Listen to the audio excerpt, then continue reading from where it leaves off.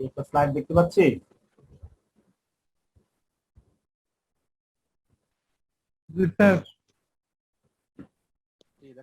Class শুরু করে দিই।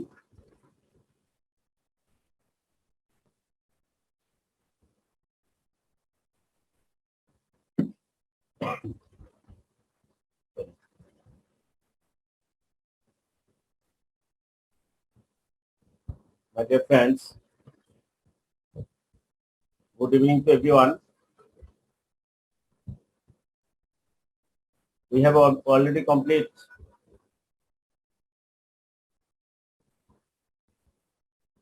4 chapters of our courses. Today we will start another chapter. Very much important for us about our practical life. In our practical life, today's chapter is very helpful for us to clear our rights and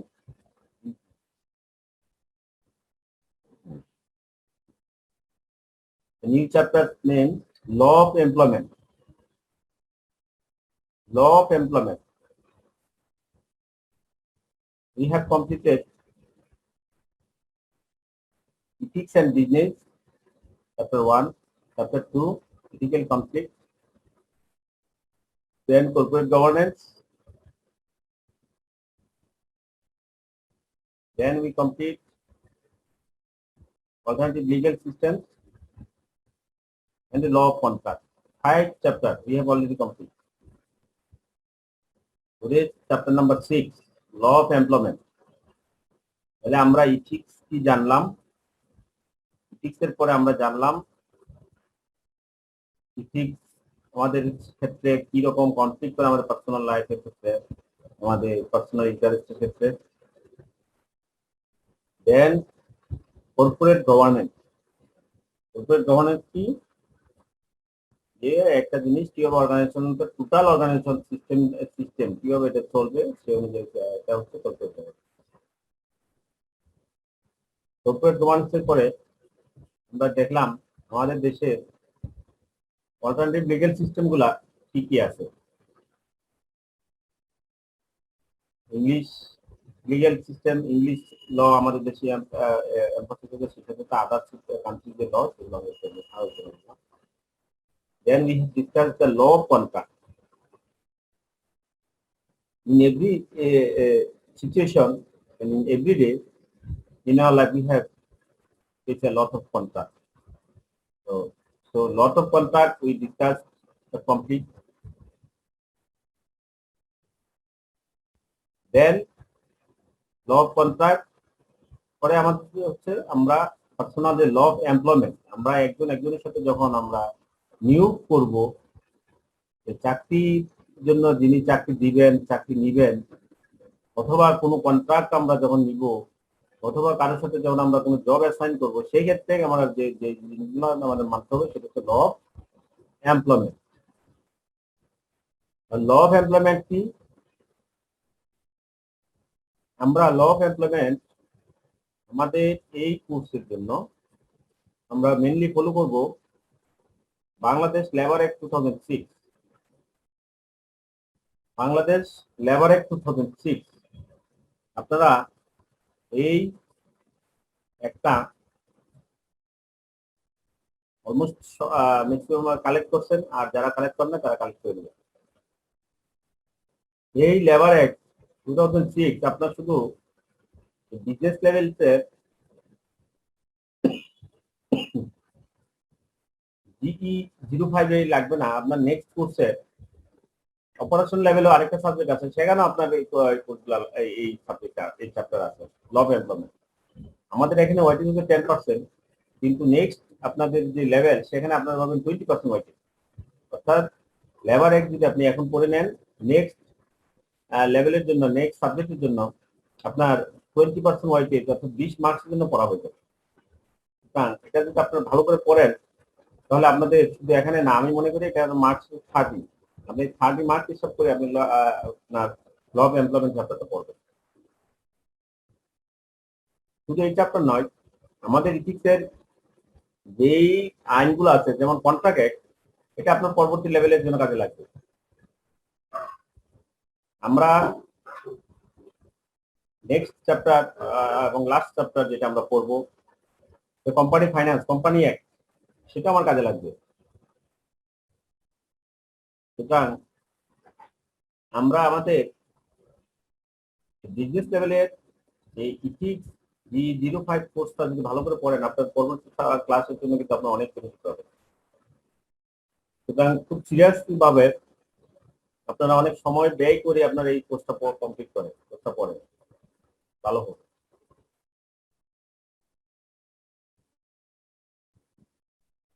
আমরা বলছি employment relationship, law of employment. Law গুলো জানার আগে আমরা প্রথম জানবো যে employment relationship, আমাদের এমপ্লয়মেন্টের রিলেশনশিপটা কিরকম। The employment relationship arises when one person supplies skill and labor to another in return for payment. ঠিক আছে, তাহলে এমপ্লয়মেন্ট রিলেশনশিপটা কি? এমপ্লয়মেন্ট রিলেশনশিপটা তৈরি হয় তখনই যখন একজন তার স্কিল, তার যে দক্ষতা আছে এবং তার যে পরিশ্রম বা পারিশ্রমিক অন্যজনকে দিয়ে থাকে। তাহলে যিনি দেয় তাকে বলে এমপ্লয়ি, যাকে দেয় তাকে বলা হয় এমপ্লয়ার। তাহলে এই স্কিল এবং লেবারটা সাপ্লাই করে কিসের কারণে? রিটার্ন ফর পেমেন্ট, তার বিনিময়ে সে কিছু পেমেন্ট পায়, টাকা পায়। তাহলে আমরা স্কিল এবং লেবার দেই কিসের জন্য? পেমেন্টের জন্য, টাকার জন্য। এই কেউ যদি এরকম স্কিল এবং লেবার যদি অন্য কাউকে টাকার জন্য পেমেন্টের এগেইনস্টে যদি দিয়ে থাকে, তাকে বলা হবে এমপ্লয়মেন্ট রিলেশনশিপ। এখন এই রিলেশনশিপটা this may be for fix, এটা ফিক্স হতে পারে, ইনডিফিনিট পিরিয়ড পর্যন্ত হতে পারে, অনির্দিষ্টকাল পর্যন্ত, অথবা টু কমপ্লিট পার্টিকুলার জব, অথবা স্পেসিফিক একটা জব অ্যাসাইন করার জন্য, জবটা কমপ্লিট করার জন্য হতে পারে। যেমন পার্টিকুলার জব মানে আমরা একটা কন্ট্রাক্ট নিলাম, আপনার এই কাজটা আমি করে দিচ্ছি, আপনার বিল্ডিংটা তৈরি করে দিব, this is a particular job. Fixed পিরিয়ডের জন্য হতে পারে, ফিক্সড পিরিয়ড, আমি 3 বছরের জন্য প্রজেক্টে আপনাকে সাপ্লাই, আমি আমার স্কিল এবং লেবার দিব, তাহলে fixed period. Indefinite period, fixed period না, আমি আমার জীবদ্দশা যতদিন আছে ততদিন পর্যন্ত আমি আপনাকে এখানে কাজ করবো, ইনডিফিনিট পিরিয়ড। তাহলে এমপ্লয়মেন্ট রিলেশনশিপটা হচ্ছে যখন একজন লোক অন্যজনকে তার স্কিল এবং তার যে দক্ষতা এবং তার যে পারিশ্রমিক পরিশ্রম পেমেন্টের এগেইনস্টে সাপ্লাই করে, তখনই তাকে বলা হবে এমপ্লয়মেন্ট রিলেশনশিপ। সেটা হতে পারে ফিক্সড পিরিয়ডের জন্য, সেটা হতে পারে ইনডিফিনিট পিরিয়ডের জন্য, অথবা পার্টিকুলার কোনো জবটা কমপ্লিট করার জন্য। The relationship is primarily contractual. Rules relating to the formation and discharge of contracts apply equally to contract of employment as to other types of contract. বলতেছে কন্ট্রাকচুয়াল এবং অন্যান্য যে ডিসচার্জের কন্ট্রাক্ট হয়, ডিসচার্জ করার যে রুলস রেগুলেশন, সেগুলা কন্ট্রাকচুয়ালের ক্ষেত্রে যেরকম মানে অন্যান্য ক্ষেত্রে যেরকম, কন্ট্রাকচুয়ালের সেরকম ভাবেই রুলস রেগুলেশন ইউজ হতে পারে। Different acts regulate specific aspects of employment. এখন এমপ্লয়মেন্টের যে গুলাকে আপনার রেগুলেট করবে, সের জন্য বিভিন্ন আইন আছে। যেমন আমরা বললাম যে বাংলাদেশ লেবার অ্যাক্ট 2006 আমরা পড়ি, ঠিক আছে? আমরা এমপ্লয়মেন্ট রিলেশনশিপ গুলাকে রেগুলেট করে। An offence cannot be contracted out of even with the consent of the employee. এবং এই যে রেগুলেট আইনগুলা রেগুলেট করে, সেগুলো ছাড়াও অনেক ক্ষেত্রেই যেটা হয়, আপনার এমপ্লয়ি এবং এমপ্লয়ারের কনসেন্ট ছাড়া, এমপ্লয়িদের কনসেন্ট ছাড়া আপনি সেগুলো কি করতে পারেন না, রেগুলেট করতে পারবেন না।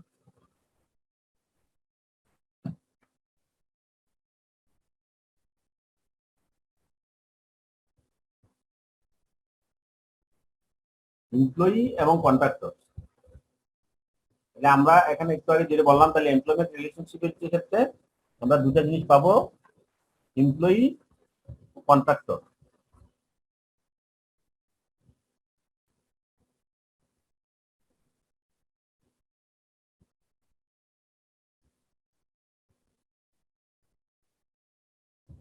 এমপ্লয়ি কি? Employee are paid a salary or hourly on commission or a combination and may be subject to overtime. এমপ্লয়ীদেরকে ওরা হচ্ছে স্যালারি পার্সন, এমপ্লয়িরা থাকে বেতনভুক্ত,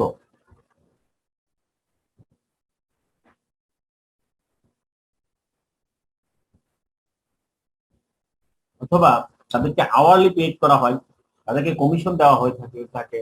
তো স্যালারি এবং কমিশন দুইটাই দেওয়া দিতে দেয়।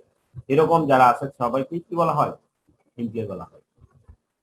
Employee are tax on their income, এমপ্লয়ীদের ইনকামের উপর ট্যাক্স চার্জ করা হয়, and you must also withhold income tax from them. Employees are hired to perform specific work at the direction of the employer.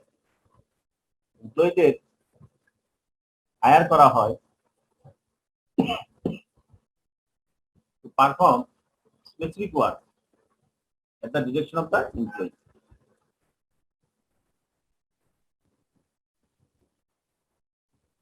For the employee, the company withholds income tax, social security, Medicare from wages paid.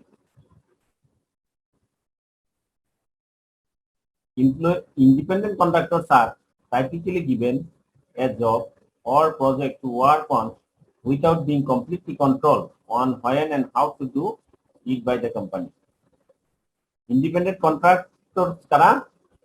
Independent contractors are typically given a job, তাদেরকে একটা specific একটা job দেওয়া হয় or project দেওয়া হয় to work on without being completely controlled, এবং তাদেরকে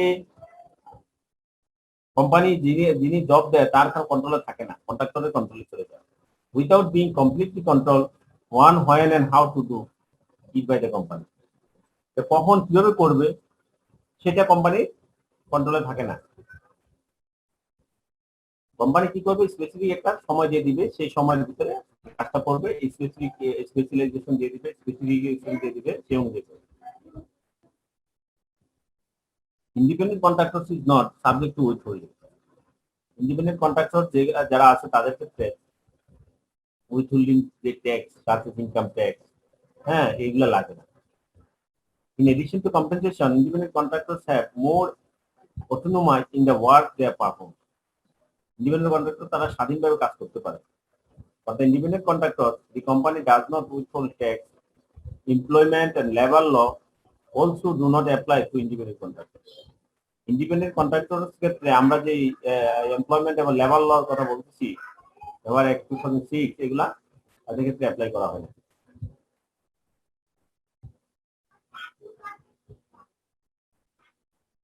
তাহলে আমরা এতক্ষণ যেটা বললাম, তাহলে এমপ্লয়মেন্টটা কি এবং এমপ্লয়মেন্টের রিলেশনশিপ যখন আলোচনা করলাম, সেখানে কন্ট্রাক্টর যেহেতু আসছে, সেক্ষেত্রে এমপ্লয়ি এবং কন্ট্রাক্টরের মধ্যে পার্থক্যটা কি, এই নিয়ে আমরা আলোচনা করি।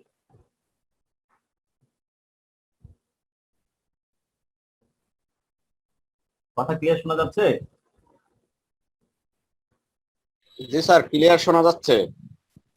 তাহলে একদিন বলেন, তাহলে আমরা এমপ্লয়মেন্ট রিলেশনশিপ বলতে আমরা কি বুঝছি?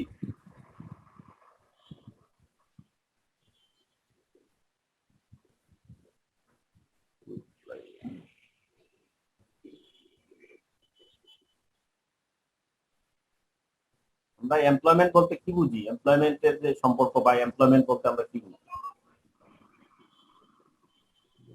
এমপ্লয়মেন্টের সম্পর্কটা কাদের কাদের মধ্যে হয়?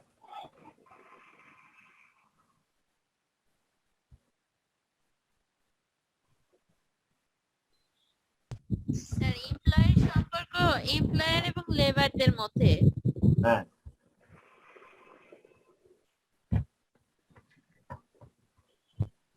এমপ্লয়ি লেবার লেবার বলবো না, আমরা বলবো এখানে এমপ্লয়ি হচ্ছে লেবার যারা তারা এমপ্লয়ি, এমপ্লয়ি আর এমপ্লয়ারের মাঝে সম্পর্ক। হ্যাঁ, তাহলে এই সম্পর্কটা কি হয়? এমপ্লয়ি এবং এমপ্লয়ারের মধ্যে যে সম্পর্ক, সেই সম্পর্কটা কি বলছি আমরা এখানে? Skill sharing.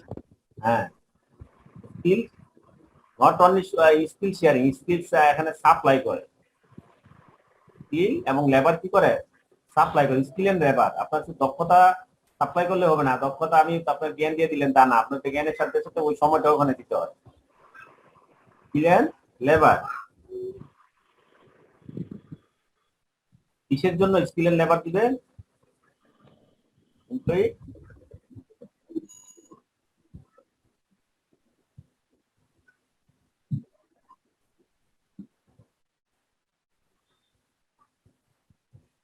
In return for payment, return for পেমেন্টের জন্য লেবারের স্কিল দিতে। এটা হতে পারে ফিক্সড পিরিয়ডের জন্য, ইন্ডিভিজুয়াল পিরিয়ডের জন্য, আর একটা স্পেসিফিক জব কমপ্লিট করার জন্য। অন্য একজন বলেন তাহলে আমরা এমপ্লয়মেন্ট রিলেশনশিপ বলতে কি বুঝছি? এখানে আমার যে এই লাইনগুলো বলেন তো একজনে না দেখে আপনার মতো করে। স্যার এমপ্লয়মেন্ট রিলেশনশিপটা হচ্ছে এমপ্লয়ার এবং লেবারের মধ্যে একটা সম্পর্ক, যে সম্পর্কটা হবে হচ্ছে তার স্কিল এবং লেবারটা শেয়ার করার জন্য, সাপ্লাই করার জন্য।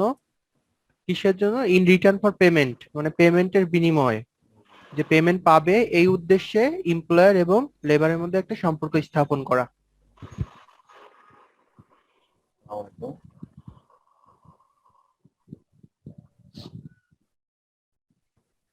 আছি, ভালো আছি।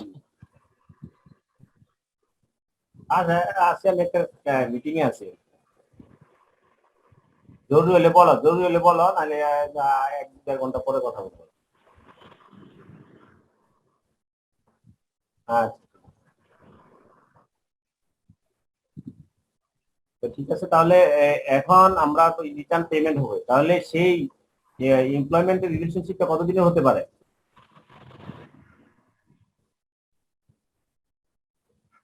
স্যার এটা হচ্ছে অনির্দিষ্টকালের জন্য হতে পারে, অথবা ওই যে কাজটা করার জন্য বা জবটা করার জন্য তাদের মধ্যে কন্ট্যাক্টটা হবে এই কাজটা কমপ্লিট করা পর্যন্ত হতে পারে, অথবা ফিক্সড একটা সময় পর্যন্ত হতে পারে। পরীক্ষা দিতে আসছে what you mean by employment relationship, তাহলে আমাদের এই যে 3-4টা লাইন, এই 4টা লাইন কিন্তু লিখতে হবে। স্যার এখানে লাস্টের লাইনতে স্যার বলা আছে যে and often cannot be contracted out of even with the consent of employee. Sir এটা মানে কি বললো স্যার? হচ্ছে ডিফারেন্ট বিভিন্ন আইন সেগুলোকে আমাদের এমপ্লয়মেন্ট রিলেশনশিপটাকে রেগুলেট করে। জি স্যার, তারপরে স্যার যে লাইনটা and often অনেক cannot be ক্ষেত্রে contracted. অনেক ক্ষেত্রে প্রায় যেগুলো হয় আর কি, ক্যান নট বি কন্ট্যাক্টেড, এটা কন্ট্যাক্ট করা যায় না out of even of the consent of the employee. আপনি যখন চাকরি করবেন, আপনি ওই যে টার্মস এন্ড কন্ডিশন আছে সেখানে আপনি কি করতে হবে? অ্যাকসেপ্ট করতে হবে, সাইন করতে হবে। আপনি কনসেপ্ট, আপনার কনসেপ্ট দ্বারা সেটা করা যায়, রেগুলেট করা যায়। আইনের মাধ্যমে তো হবে, সেটা কিন্তু আপনার কনসেপ্ট লাগবে, সেটা বলতে।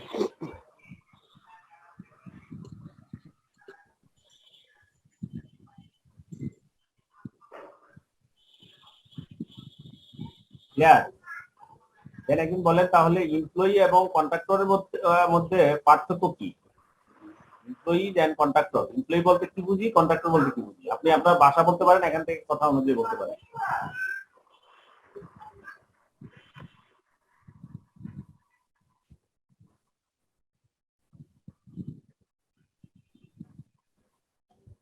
এমপ্লয়ি এন্ড কন্ট্রাক্টর,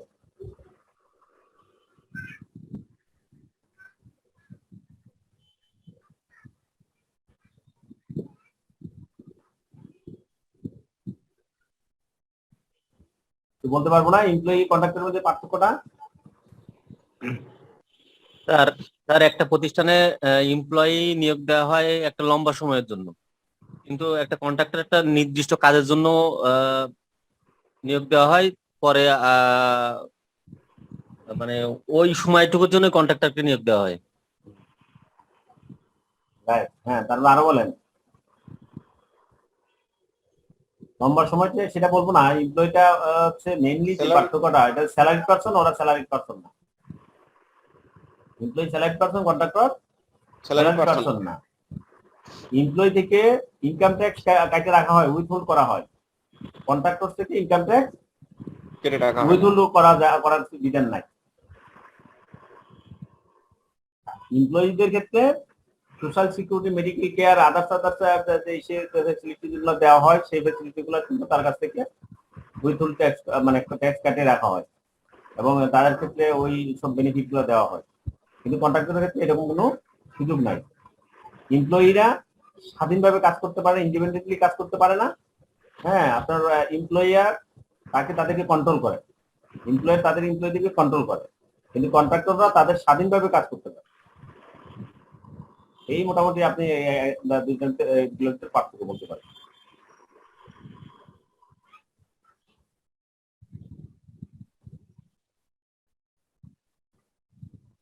আমরা সামনের দিকে আগাচ্ছি।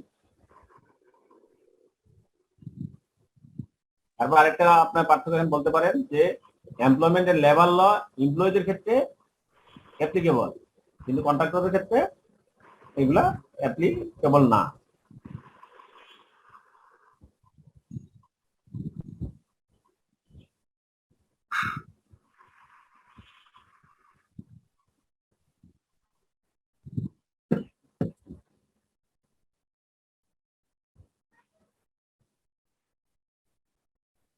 আমরা বলতে পারি টার্মস অফ এমপ্লয়মেন্ট। যে এমপ্লয়মেন্ট, সে এমপ্লয়মেন্টের কিছু টার্মস আছে। এমপ্লয়মেন্টের কি হবে, তাদের স্যালারি কত হবে, এরকম বিভিন্ন আপনার অফার লেটার আছে। এমপ্লয়ি প্রথম অফার লেটার, এমপ্লয়িকে অফার লেটার, এই জিনিসগুলো, এই কনসেপ্টে যদি আপনি রাজি হন তাহলে আমাদের এখানে জয়েন করেন, তারিখে জয়েন করেন, এই করে বিভিন্ন কন্ট্রাক্টের মাধ্যমে একটা কন্ট্রাক্ট করেন। এখন এখানে টার্মস অফ এমপ্লয়মেন্টের কি বলছে, the terms of employment detailing the rights and duty. Terms of employment বর্ণনা করে the rights and duties of the party, তাদের মধ্যে পার্টিদের মধ্যে যে অধিকার এবং কর্তব্য কি সেগুলো বর্ণনা করে। They come from a number of sources. Some terms, for example, the wages, hours of attendance, and work required may be expressly negotiated and agreed, either orally or in written correspondence. When the employee is initially offered and accept the job. Terms of employment হচ্ছে details, rights and duty, যেখানে বলা থাকে যে যেমন বিভিন্ন terms এর কথা বলা থাকে, যেমন এক্সাম্পল বলছে, যেমন সেখানে মজুরি, কত ঘন্টা কাজ করবে এবং কি কাজ করবে, হ্যাঁ, এবং সেখানে এই যে জিনিসগুলো মেইনলি, এই জিনিসগুলো মেইন থাকে, এগুলো অবশ্যই থাকবে। এবং সেখানে দুইজনেরই কি হবে, এগ্রি করতে হবে। এই এগ্রি কিভাবে হবে, ওরালি হতে পারে অথবা রিটেন করেসপন্ডেন্স হতে পারে। ওরালিও অনেক সময় হয়, সব যে লেখা থাকে তা না। দেয়ার আর terms implied at a common ল। এই যে একটা বললাম আমরা express terms, orally are written দুইটাই কিন্তু এক্সপ্রেস টার্মস, আপনার যেগুলো প্রকাশিত হয়েছে। কিছু টার্মস আছে, টার্মস অফ এমপ্লয়মেন্টে থাকে যেগুলো আছে ইমপ্লাইড। আমরা আগেই বলছি কমন ল বলতে আমরা পড়ছি common law. There are the terms implied at common law in the absence of express terms to the contrary, which apply generally or only to particular trades or industry. There are the terms imposed by statute, which usually may not be excluded. Common লতে মাধ্যমে কিছু implied terms আছে যেগুলা express টার্মসের অ্যাবসেন্সে সেগুলা ব্যবহৃত হবে। এবং সেই যে ইমপ্লয়েড টার্মগুলা কমন ল অনুযায়ী পার্টিকুলার ব্যবসার জন্য, ট্রেডের জন্য, পার্টিকুলার ইন্ডাস্ট্রির জন্য এক এক রকম কমন ল আছে। দেয়ার আর টার্মস যেগুলা কি করতে পারবেন না, আপনি ইচ্ছা করলেই এমপ্লয়ার এবং এমপ্লয়ি এগুলা অ্যাভয়েড করতে পারবেন। যেমন মনে করেন লেবার অ্যাক্টে আছে, লেবার অ্যাক্টে আছে আপনার যেগুলা বেশি সংবেদনশীল, যেমন মোশন বেশি গতিশীল বা যেগুলোকে রিস্ক বেশি, সেখানে আপনার এই বিভিন্ন রকমের দিতে হবে, প্রোটেকশন রাখতে হবে। সেগুলা কিন্তু আপনার টার্মস অফ এমপ্লয়মেন্টে এক্সপ্রেস করার দরকার নেই, এটা কমন ল। সেই ইন্ডাস্ট্রির জন্য আপনার ওই রকম প্রোটেকশন দিতে হবে। এই হলো terms of employment. The terms of employment may be varied from time to time as when a new wage is agreed. যখন নতুন কোনো মজুরি দেওয়া হয় সেখানে টার্মস অফ এমপ্লয়মেন্টের টার্মসগুলো ভেরি করতে পারে। An employee who carries on working under the new terms may be deemed to have impliedly accepted them, but if he or she does not so after an immediate protest, he or she may still have a remedy. বলছে যে যদি কোনো নতুন salary change হয় তাহলে সেখান থেকে terms and condition change হয়। আর যদি স্যালারি চেঞ্জ হয়, এই যদি আপনার দুজনে যদি মেনে নেয় তাহলে ধরে নিতে হবে মানে আপনার যদি কোনো কিছু প্রটেস্ট না করে তা ধরে নিতে হবে দুজনে কি করছে, অ্যাকসেপ্ট করে নিচ্ছে, এমপ্লয়ি অ্যাকসেপ্ট করে নিচ্ছে। Terms of employment are the responsibility and benefits of a job as agreed upon by the employer and employee at the time of hiring. Those generally include job responsibility, job work hour, dress code, vacation, and sick days, and starting salary. They may also include benefits such as health insurance, life insurance, retirement plan. The terms of employment এর ক্ষেত্রে এই নিচে যে পয়েন্টগুলো বলছি সেগুলো থাকতে মানে জেনারেলি থাকে, আরো কিছু থাকতে পারে সেটা বলি নাই।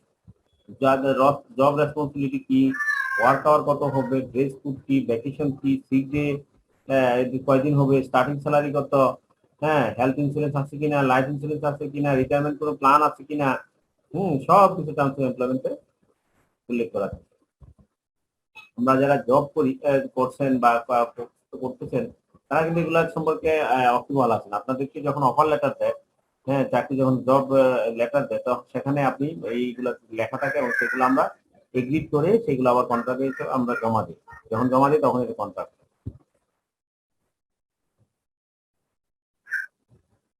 এখন টার্মস অফ এমপ্লয়মেন্টের মেইন যে জিনিসটা সেটা হলো কি, প্রথমে হলো ওয়াইজেস, মজুরি। আমরা বলছি যে আপনার শুধুমাত্র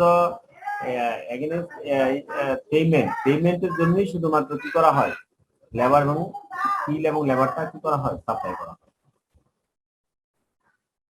তাহলে প্রথমে হচ্ছে ওয়েজেসটা আমরা আলোচনা করতেছি। The amount of the wage may be fixed by negotiation.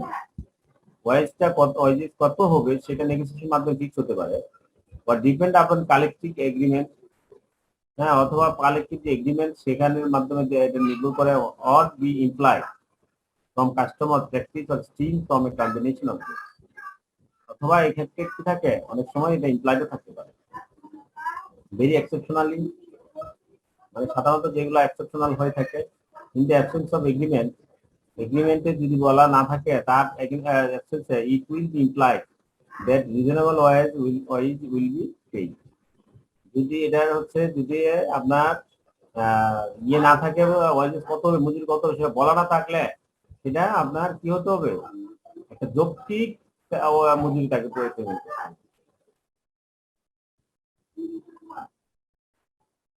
Other duties of employee, এমপ্লয়ারের আর অন্যান্য কি ডিউটি আছে। In addition to the payment of wages, an employer owes certain implied common law obligations to his employee in the absence of the express agreement to the contrary. মানে অন্যান্য আরো এমপ্লয়ারের অনেকগুলো duty আছে মজুরি ছাড়াও, সেগুলা ইমপ্লাইড কমন ল obligation আছে। Implied common ল একটু আগে আমরা বলছি। কমন ল মানে কি, ইমপ্লাইড কমন ল মানে যেমন আপনার লেবার অ্যাক্টে বলা আছে এই কাজগুলা করতে হবে এমপ্লয়ার, তাহলে লেবার অ্যাক্টে অনুযায়ী সে চলতে হবে। এইগুলো হচ্ছে implied condition, terms, implied terms. এটা এখানে বলার দরকার নেই, না যদি না বলা থাকে, হ্যাঁ, দুজনের কন্ট্রাক্টের ভিতরে, তবুও সেগুলো মানতে হবে।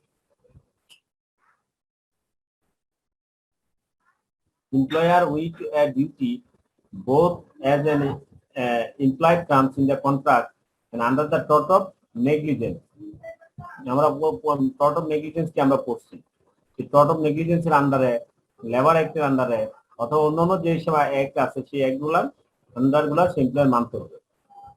To provide a reasonable safe system of work to comply with all statutory safety provisions.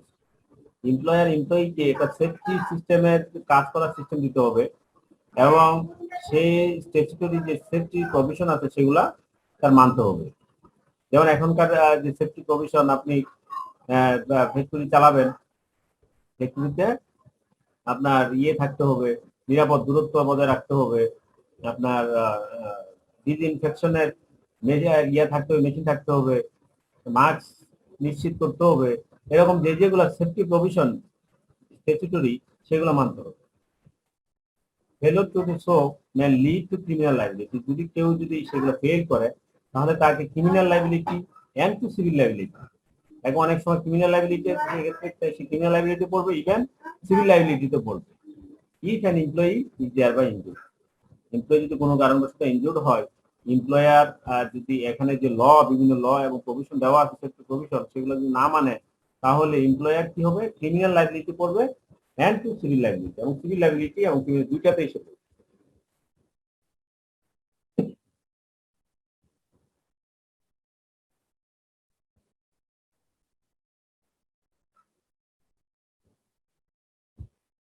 Finally, there is today a more general implied duty upon an employer to behave reasonably and reasonably towards the employer. Each of these duty could take many different forms. For example, pressuring an employee to take risks and unreasonable demotion. If such arbitrary and inconsistent action is sufficiently serious, it may constitute constructive unfair dismissal. আমরা unfair ডিসমিসালকে আমরা পরে পড়বো। এখানে বলা হচ্ছে যে যদি এরকম হয়, এমপ্লয়ারের আরো যে এমপ্লয়েড ডিউটি গুলো আছে সেখানে এমপ্লয়ারের এমপ্লয়েড ডিউটি হচ্ছে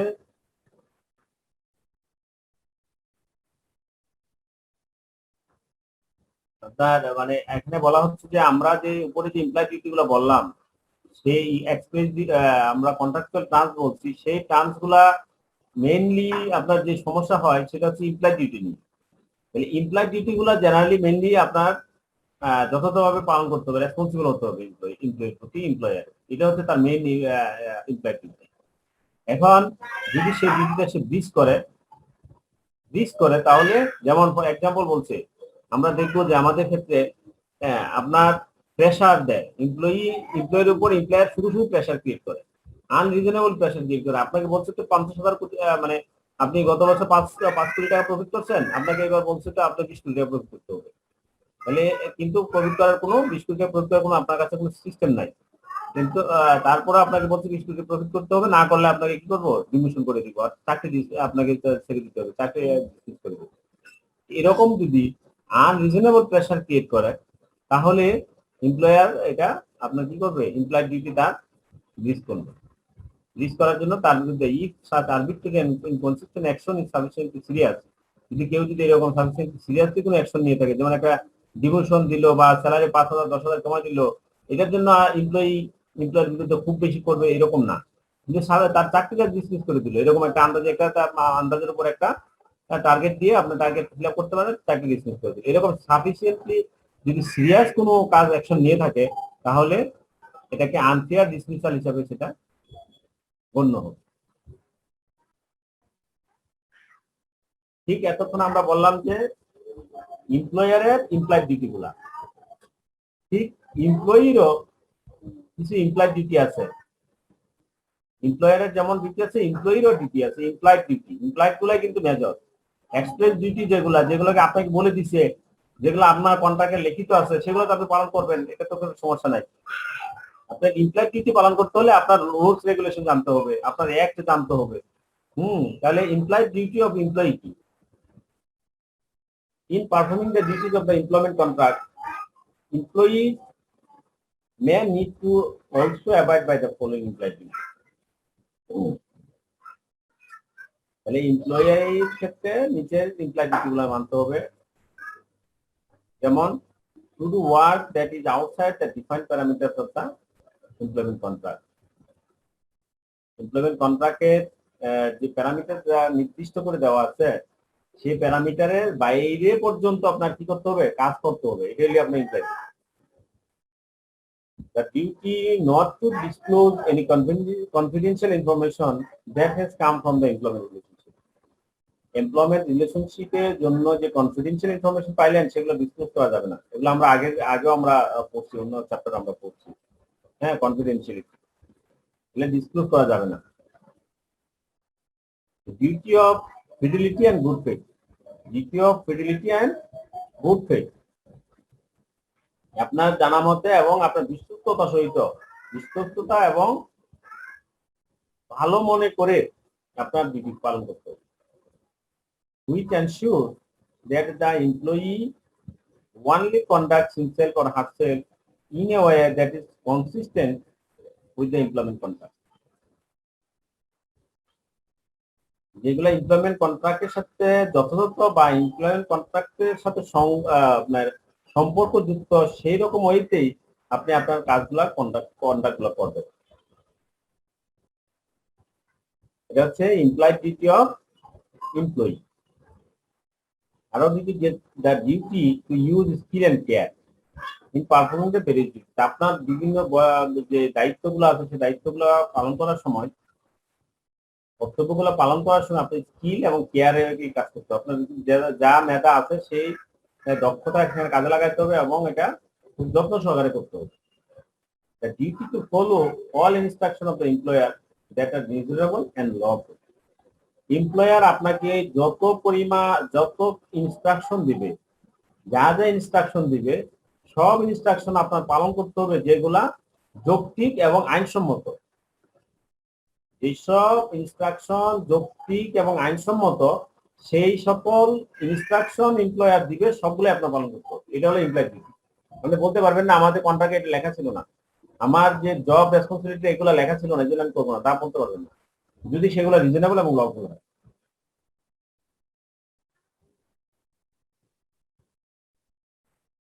Thus, the employee must work personally within the terms of the contract and cannot delegate to the work to a substitute.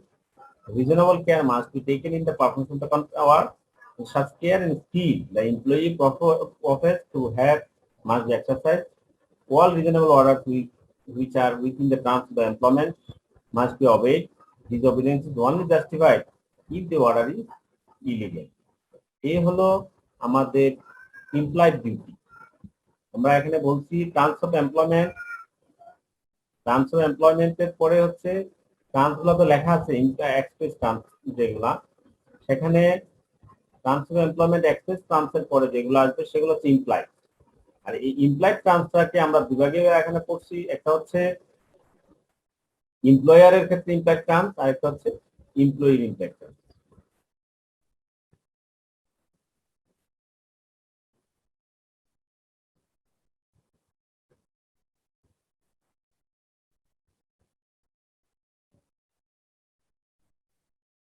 আমরা কি বললাম? টার্মস অফ এমপ্লয়মেন্ট বলতে কি বুঝছি?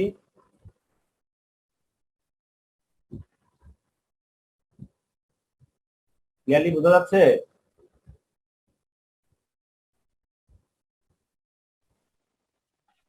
মনোযোগ সহকারে শুনবেন। আপনাদের এই জিনিসগুলো আপনার মানে আমরা জানি, আমরা পালনও করতেছি, তারপরে অনেকের জন্য এগুলো নতুনও হতে পারে, বা আমরা যারা পালন করতেছি তাদের জন্য কি সেগুলো আরো ভ্যালু অ্যাড করতে পারে।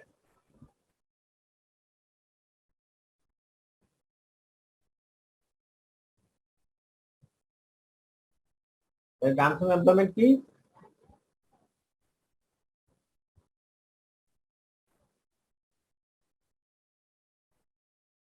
আপনি বলেন, আপনাদের শেয়ার করতে হবে নিজের কথাবার্তা।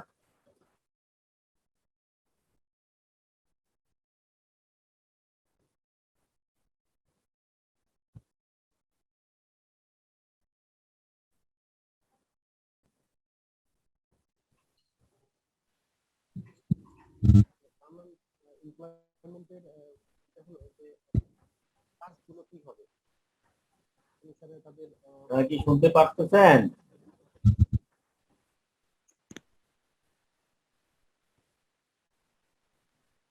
জি স্যার, শোনা যাচ্ছে। হ্যাঁ, টার্মস অফ এমপ্লয়মেন্ট কি? রেসপন্স পাচ্ছি না আপনাদের।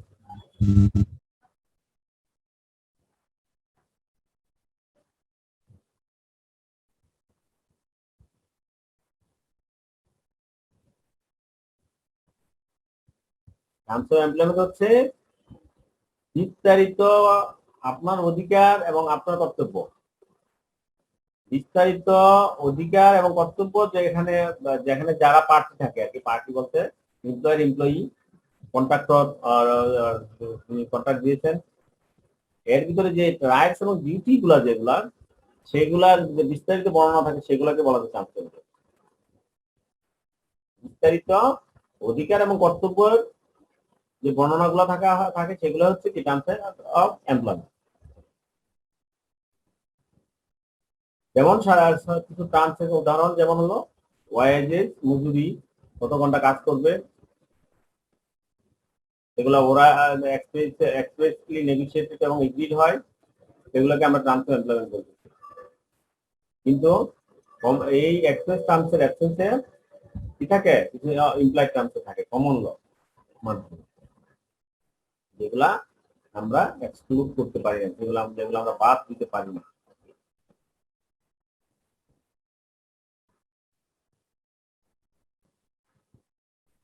ওয়াইজেসের কথা বলছে, টার্মস অফ এমপ্লয়মেন্ট রেসপন্সিবিলিটির ক্ষেত্রে কি কি থাকে, এখানে আরো ডিটেলস বলছে।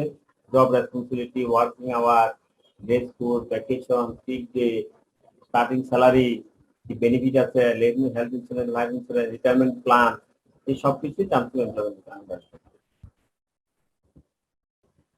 ওয়াইজেস বলতে কি বুঝছি আমরা? একদিন বলেন ওয়াইজেস বলতে আমরা কি বুঝি?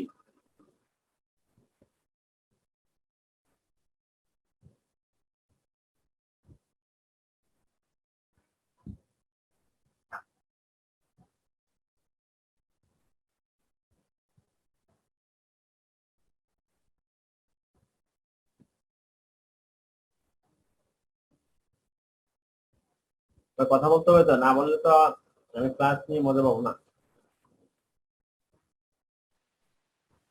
স্যার ওয়েজেস হচ্ছে যে আহ, কর্মচারীদের আহ, যে চুক্তি হয়েছে আর কি, যে এগ্রিমেন্টে মানে যে আলোচনা সাপেক্ষে তাকে যে কাজে নেওয়া হয়েছে তার তাকে যে কাজের জন্য যেটা প্রদান করতে হবে সেটাই হচ্ছে ওয়েজেস।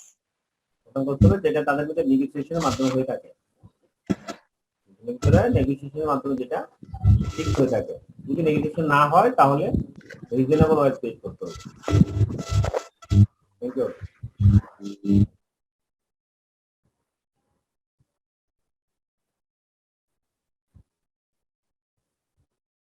এখন এমপ্লয়ারের আদার্স ডিউটি কি? এমপ্লয়ারের ডিউটি, এমপ্লয়ির প্রতি এমপ্লয়ারের কি ডিউটি আছে?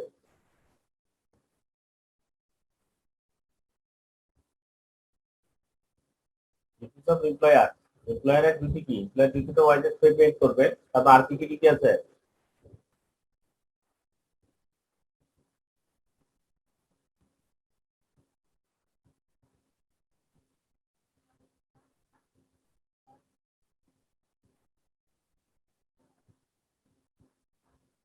বলেন, একদিন বলেন এমপ্লয়ারের ডিউটি কি?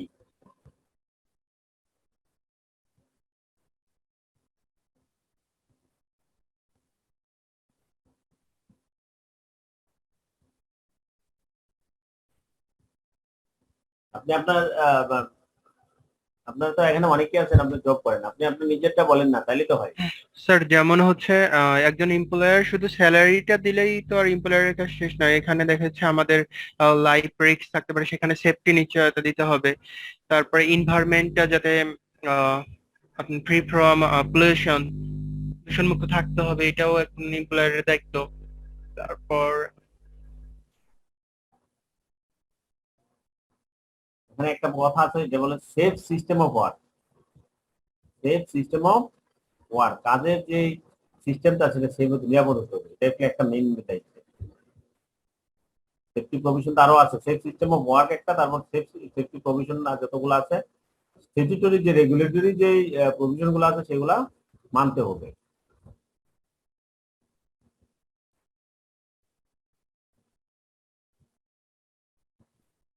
স্ট্যাটিউটরি এবং রেগুলেটরি যেগুলা প্রভিশন গুলো সেগুলো তার মানতে হবে, এবং সেগুলো যদি সে এমপ্লয়ার যদি না মানে তাহলে তাকে ক্রিমিনাল লাইবিলিটিতে তাকে ফেলানো হবে, as well as civil liability. এই তার এই ব্রেকের কারণে তার যে এমপ্লয়ার যদি তার প্রভিশন গুলা ব্রেক করে, তার জন্য যদি কেউ যদি ইনজুর হয়, সেই ক্ষেত্রে criminal liability as well as civil liability.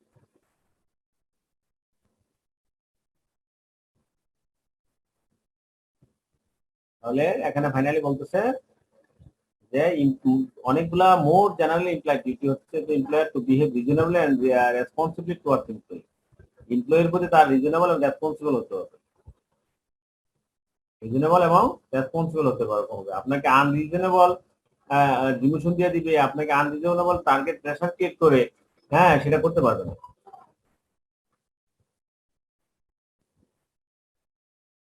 এ ছিল এমপ্লয়ার ডিউটি। এখন বলেন তাহলে এমপ্লয়ির এক্সপ্রেস টার্ম যেগুলো আছে, যেগুলো ওরাল আর রিটেন বলা আছে, সেগুলো তো হচ্ছে এমপ্লয়ি মানবেই, এর ক্ষেত্রে কোনো কনফিউশন নাই। আদার যে ইমপ্লয়েড ডিউটি গুলো আছে, ইমপ্লয়েড ডিউটি অফ এমপ্লয়ি, সেগুলো কি এমপ্লয়ির ইমপ্লয়েড ডিউটি গুলো বলে?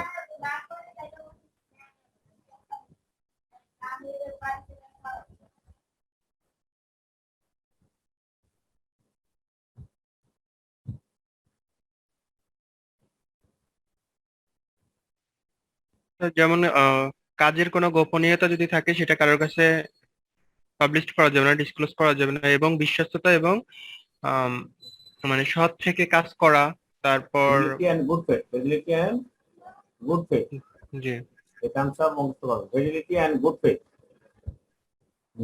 বলেন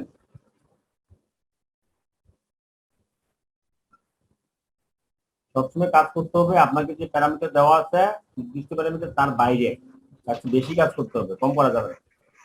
আপনার অফিস হচ্ছে 5টায়, আপনার অফিস হচ্ছে 4টা, আপনার অফিস 6টায়, আপনি 6টায় বেরিয়ে যাবেন এরকম না, 6টা 10 পর্যন্ত আপনি থাকবেন, 20 পর্যন্ত থাকবেন, আপনার প্যারামিটারের বাইরে পর্যন্ত আপনি কাজ করবেন। এটা হলো ইন্টারভিউ। আপনার বস বেরোয়ার আগে আপনি বেরোবেন না, বছর অনুমতি ছাড়া আপনি বেরোবেন না। আপনি বলবেন না যে আমার 6টা মধ্যে চলে দিচ্ছি, আবার অনুমতি নিয়ে উঠবেন, আপনার বছর অনুমতি নিয়ে যাবেন। সিম্পলাই দিলেন কেয়ার আপনি হতে হবে। বস যেগুলা, এমপ্লয়ার যেগুলো আপনাকে ইনস্ট্রাকশন দিবে, সবগুলো ইনস্ট্রাকশন পালন করতে হবে যদি সেগুলো কি হয়, যৌক্তিক এবং আইনসম্মত হয়। এগুলো হচ্ছে ইমপ্লয়েড ডিউটি।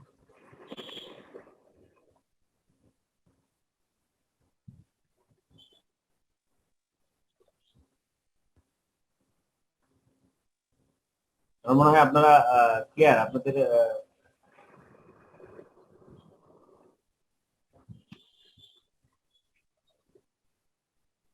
যে ইমপ্লয়েড ডিউটি অফ এমপ্লয়ির ক্ষেত্রে আমাদের মনে হয় আর কোনো কনফিউশন থাকার কথা না। যদি কারো কোনো কোশ্চেন না থাকে আমি সামনে থেকে আগাবো। টার্মিনেশন অফ এমপ্লয়মেন্টটা স্যার একটু বোঝার দরকার স্যার। এটা আমরা বুঝাবো, আমরা তো পড়বো। আগেরগুলো কোনো কারো কোনো কোশ্চেন আছে?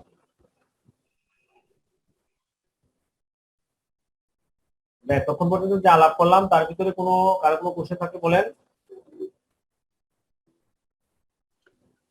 স্যার এখানে স্যার সব জায়গায় স্যার দেখলাম স্যার ওয়েজ লেখা স্যার, স্যালারি কোথাও লেখা নাই। ওয়েজেস, এখানে আমরা ওয়েজেস বলবো, আমরা স্যালারি বলি না। নট এমপ্লয়মেন্টে আমরা সব থেকে আমরা কি বলবো, ওয়েজেস, মজুরি। মজুরিতে স্যালারি থাকে, বোনাস থাকে, অর্থাৎ আপনাকে যা যা দেয় সবগুলো কি, বেনিফিট যেগুলো দেয় সবগুলোই কি ওয়েজেস। ক্লিয়ার? এই ওয়েজেস আপনার ওই ফ্যাক্টরি ওয়েজেস আলাদা করে যে অ্যাকাউন্টিং করছেন সেই ওয়েজেস না। ওয়েজেসে আপনার যত কিছু আপনি বেনিফিট পান, স্যালারি থেকে শুরু করে সব ওয়েজেস থাকে। মানে স্যার স্যালারি ওয়েজ কি স্যার সেম জিনিস? স্যালারি ওয়েজেস সেম হলো কিভাবে? স্যালারির সাথে আদার কিছু পাইলে সেটাও ওয়েজেসে যায়। ক্লিয়ার? স্যালারি না, স্যালারি তো আছে, সাথে আরো কিছু আছে, হ্যালো ওয়েজেস। আপনি যে পরিশ্রম করলেন, ওভারটাইম পাইলেন, সেটাও ওয়েজেস। ক্লিয়ার? আপনি অ্যাকাউন্টিং এর ওই অঙ্ক করার চিন্তা এখন মাথা থেকে সরাই ফেলেন। তাহলে salary and wages স্যালারি কাকে বলা হচ্ছে স্যার, যেটা বেসিক? আমরা সেই ডেফিনিশন আমরা এখনো যাচ্ছি না। আমরা ল অফ এমপ্লয়মেন্টে আছে, আমরা এখন অ্যাকাউন্টিং এর অঙ্ক জানি না, অ্যাকাউন্টিং বুঝি না। ঠিক আছে? স্যালারি তো স্যালারি, স্যালারি আপনার যেটা বেসিক বলতে বেসিকের সাথে যেগুলো হাউস রেন্ট সহ যা যা দেয় সেটি স্যালারি। স্যালারি এন্ড অ্যালাউন্স একসাথে ট্রান্সফার ইউজ করা হয়, স্যালারি এন্ড অ্যালাউন্স। স্যালারিতে আবার দুই ভাগে থাকে, gross salary, basic salary. Confusion হবেন না।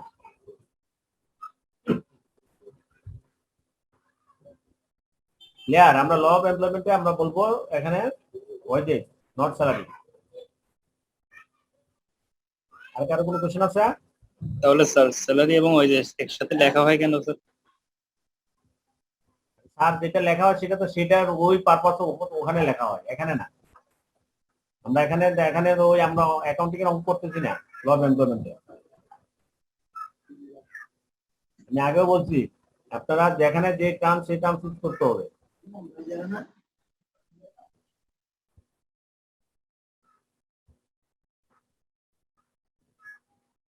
লেবার ল মানে কি? আপনি পরিশ্রম করতেছেন, এটা পারিশ্রমিক। আসলে লেবার ল কিন্তু সবার জন্য অ্যাপ্লিকেবল না। মজুরি যারা দেয়, মজুরি কাদেরকে? যারা পরিশ্রম করি। আমি সারাদিন আপনার দিন মজুর কাজ করি, আপনার জমি যে আমার চাষ করে দিলাম, এর বিনিময়ে টাকা দিলেন, এগুলো মজুরি। বলছে স্যালারি নর্মালি যেগুলো ইউজ করা হয়, যেই যে টার্মসে স্যালারি বলা হয় যেটা স্ট্যান্ডার্ড কাজ করে। আমরা যারা হোয়াইট কালার কাজ করি, গেলাম আসলাম একটু বসে রইলাম, তো কাজ টাজ করে দিয়ে এসে বললাম, এটা হচ্ছে স্যালারি। ঠিক আছে? ওয়াইজেস স্যালারি পার্থক্যগুলো ক্লিয়ার?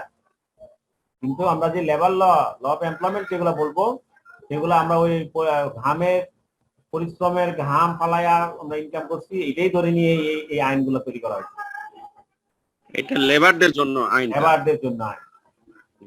মানে আমি যে কাজ করতেছি, আমাকে যদি আপনি লেবার একটা ফালাইতে চান, তাহলে আমিও কি একজন লেবার, আমি পরিশ্রম করতেছি, আপনাদেরকে পড়াইতেছি ঘাম। জি স্যার, এখানে মূলত মানে স্যালারি ওয়েজ সবই এক, আমরা পরিশ্রম করতেছি, পরিশ্রম করে কাজ নিচ্ছি, এটাই পারিশ্রমিক পাচ্ছি।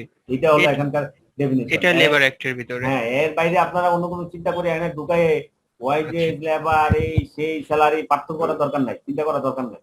জি স্যার, বুঝছি। ঠিক আছে? অন্য আর কারো কোনো কোশ্চেন আছে?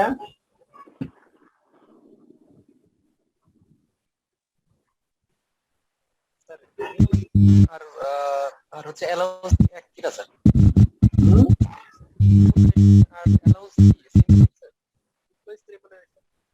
বোঝা যাচ্ছে না? আপনি যে ছবি দিচ্ছেন, হ্যাঁ, অনেক সুন্দর সিনারি দিয়ে রাখছেন, ভিডিও অফ করে দেন।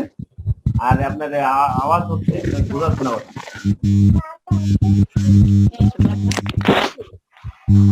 অ্যালাউন্স সেম জিনিস কিনা? বোঝা যাচ্ছে না? আবার বলেন। অ্যালাউন্স এবং স্যালারি সেম জিনিস কিনা? স্যালারির সাথে আদার্স যেগুলো দেওয়া হয় সেগুলো অ্যালাউন্স। স্যালারি এবং অ্যালাউন্স হচ্ছে আলাদা জিনিস। House rent allowance, medical allowance, এগুলো হচ্ছে অ্যালাউন্স। অ্যালাউন্স যোগ করার পরে যেটা হয় সেই তখন গিয়ে হয় স্যালারি এন্ড অ্যালাউন্স, অথবা এটাকে অনেক সময় এটাকে বলা হয় গ্রস স্যালারি। ঠিক আছে? অ্যালাউন্স স্যালারিতে অ্যালাউন্স স্যালারির ভিতরে ইনক্লুড করা থাকে, আর স্যালারির বাইরেও অ্যালাউন্স আছে, ওভার টাইম অ্যালাউন্স, স্যালারির সাথে এটা যুক্ত না। স্যার এখানে আমাদের লেবার একটা, আমরা যারা সাপোজ ব্যাংকে যখন কাজ করে তাদের ক্ষেত্রে কি কতটুকু অ্যাপ্লিকেবল হবে? এখানে নাকি কোনোটাই অ্যাপ্লিকেবল হবে না? এবারে ব্যাংকের জন্য অ্যাপ্লিকেবল হয় না, এগুলো আমরা একটা আপনি দেখাবো কাজের ক্ষেত্রে অ্যাপ্লিকেবল আছে। ব্যাংকের ক্ষেত্রে লেবারে অ্যাপ্লিকেবল না। হ্যাঁ, আমার সাথে কেউ কেউ বললো যে অ্যাপ্লিকেবল, এখন এই জন্য আমি না, অ্যাপ্লিকেবল না, অ্যাপ্লিকেবল না। কিছু কিছু টার্মস দেওয়া আছে সেখানে অ্যাপ্লিকেবল এতটুকু পর্যন্ত, আপনার ব্যাংকের সার্ভিস কোড যেভাবে তৈরি করা হয়েছে সেটাই অ্যাপ্লিকেবল। লেবার থেকে কিছু আপনি ওখানে সার্ভিস কোড ঢুকাইছেন, সেটাই অ্যাপ্লিকেবল। কিছু আপনি ব্যাংক কোম্পানি আইন অনুযায়ী যেটা করছেন সেটা অ্যাপ্লিকেবল। এখন যারা আমার সাপোজ হোয়াইট কলার জব করে বাংলাদেশের কন্টেক্সটে কি এদের জন্য আলাদা কোনো আইন আছে না কোন গ্রাউন্ড আছে? আমাদের আলাদা কোনো আইন বলতে আলাদা কোনো আইন নাই। আপনার ওই স্পেসিফিক ইন্ডাস্ট্রির জন্য আইন আছে, ওই আইন আপনার ওই একটা ফলো করতে হবে। আপনি আপনি যেই ফ্যাক্টরিতে যেই মানে কোম্পানিতে কাজ করবেন সেই কোম্পানি আলাদা কোড অফ কন্ডাক্ট আছে। হোয়াইট কালারের জন্য ওই কোড অফ কন্ডাক্ট আপনার ফলো করতে হবে।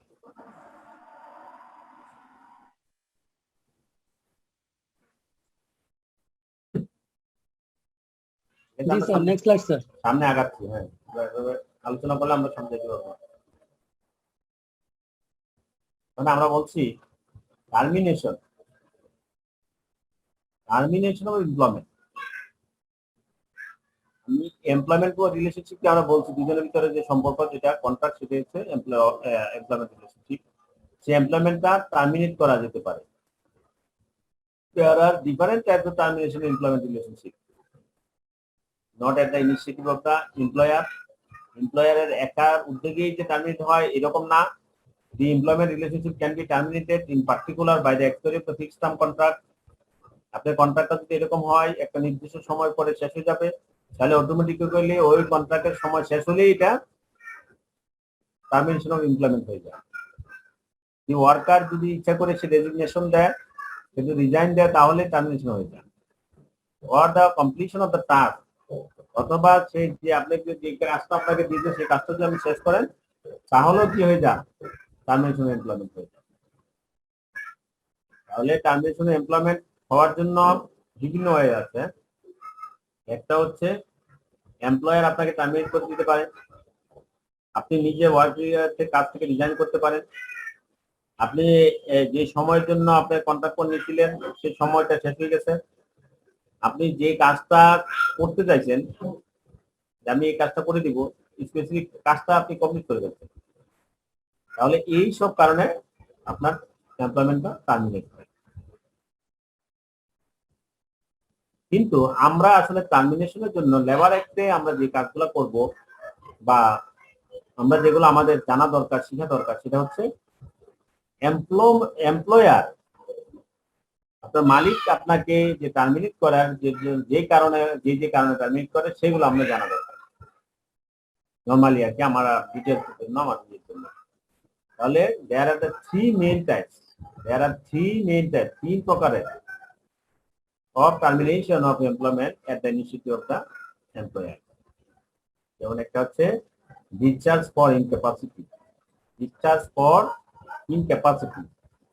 আপনি আর কাজ করতে পারেন না, আপনার আর সেই ক্ষমতা নাই, ঠিক আছে?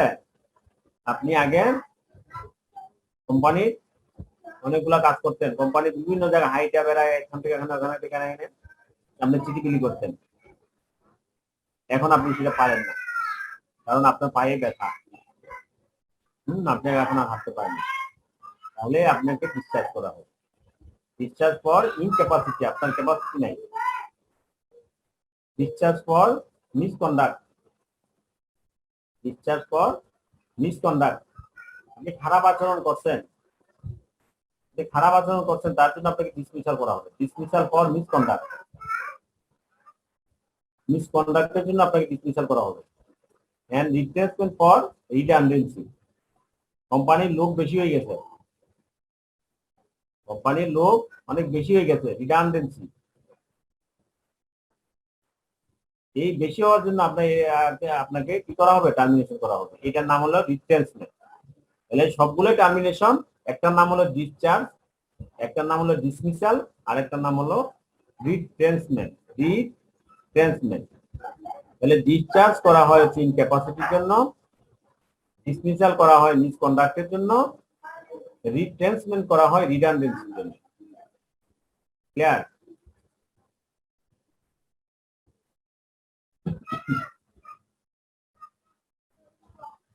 এখন ডিসচার্জ বলতে কি বোঝাচ্ছে, এখন আবার আমরা বলতেছি discharge means the termination of service of worker for reasons of physical or mental incapacity, or continued ill health or similar reasons not amounting to misconduct. তাহলে ডিসচার্জ বলা হয় তাকে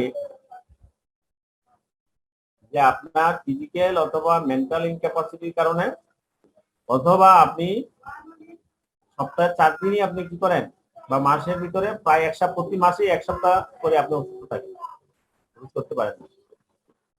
এরকম কন্টিনিউ যদি আপনার স্বাস্থ্য খারাপ থাকে, আপনি ফিজিক্যালি যদি ইনক্যাপাবল হন, আপনি যে কাজটা করতে হবে সেটা ফিজিক্যাল কাজ, যে কাজটা করতে হবে সেটা মেন্টাল কাজ, আপনি মেন্টালি প্রেশার নিতে পারেন না, হ্যাঁ, অথবা এরকম যদি সিমিলার যে রিজন সেটার জন্য যেটা করা হয়, হ্যাঁ, তাকে বলা হয় ডিসচার্জ।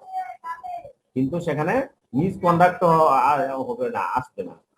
তাহলে আপনার এই ইনক্যাপাসিটির জন্য ডিসচার্জ। দেন বলা হচ্ছে dismissal. Dismissal is defined as the termination of services of worker by the employer for misconduct. মিসকন্ডাক্টের জন্য যেটা টার্মিনেট করা সেটা বলে dismissal. The statute outlines several categories of misconduct, including willful insubordination or disobedience, theft, fraud, dishonesty, bribery, habitual late attendance, habitual negligence of work, and falsifying or tampering with the employer's official records. তাহলে dismissal করা হবে মিসকন্ডাক্টের জন্য। আর এই misconduct গুলা বিভিন্ন রকম হতে পারে। এর মধ্যে মেন যে কয়েকটা বলে দিচ্ছে এখানে, উইলফুল ইনসাবঅর্ডিনেশন অর ডিসঅবিডিয়েন্স, আপনি ইচ্ছাকৃতভাবে তার প্রতি আপনি লয়ালটি নষ্ট করছেন, আপনি তার মানেন না। থেফট, চুরি, fraud, dishonesty, bribery, habitual late attendance, habitual negligence of work, falsifying or tampering with the employer's official record. Official যে রেকর্ড আছে সেগুলো আপনি ফলস করছেন, অথবা সেগুলো আপনি টেম্পার করে করতেছেন। যেভাবে হওয়ার কথা সেটা না করে আপনি এটাকে কমায় বাড়ায় দেখাইতে যাচ্ছেন, টেম্পারিং করতে যাচ্ছেন। এইগুলোর জন্য যদি আপনাকে টার্মিনেশন করা হয় তখন তাকে বলা হবে ডিসমিসাল।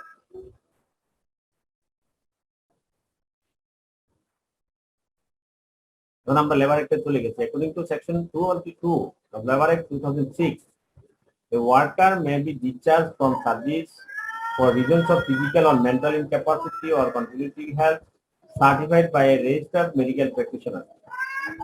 Registered medical practitioner এর সার্টিফিকেট লাগবে যে সে যে ফিজিক্যাল ইনক্যাপাসিটি, মেন্টাল ইনক্যাপাবল or কন্টিনিউয়াসলি যে মানে স্বাস্থ্য খারাপ থাকে। If a discharged worker completes not less than 1 year of continuous service, he will be paid. This shall be paid by the employer as compensation 30 days wages for his every year of service or gratuity is payable with the এগুলো আইন। Discharge করলে আপনি কি তাকে কি দিতে হবে, কি পেমেন্ট করতে হবে।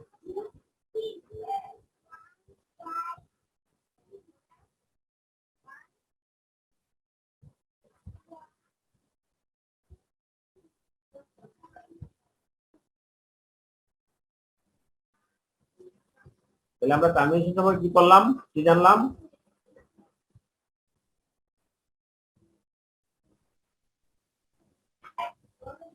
টার্মিনেশন এমপ্লয়মেন্ট বলতে কি বুঝছি? টার্মিনেশন 3টা কারণে হয়ে থাকে স্যার। বলেন। একটা হচ্ছে ক্যাপাবল না, কাজ করাতে সে ক্যাপাবল না। তারপর খারাপ আচরণ করলে, রিটার্নসমেন্ট ফর রিটার্ন। এটা যেটা বলছেন এটা হচ্ছে টার্মিনেশন অফ এমপ্লয়মেন্ট হচ্ছে from the side of employer, এমপ্লয়ারের পক্ষ থেকে। তারা মিউট করেন, যিনি কথা বলেন তিনি তো আনমিউট করেন। টার্মিনেশন এমপ্লয়মেন্ট হচ্ছে, আমি আবার বলতেছি, আরেকজন বলেন, এটা তো একটা পক্ষ থেকে বলছেন, কিন্তু টার্মিনেশন এমপ্লয়মেন্ট কিভাবে হতে পারে, আরো কিছু হয়তো হতে পারে, একজন বলেন।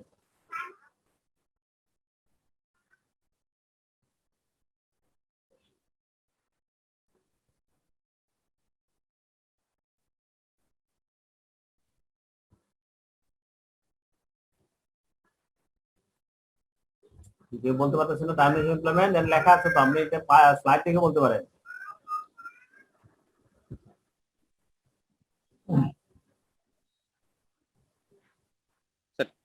টার্মিনেশন এমপ্লয়ার থেকে হতে পারে, নিজে রেজিগনেশন দিতে পারে।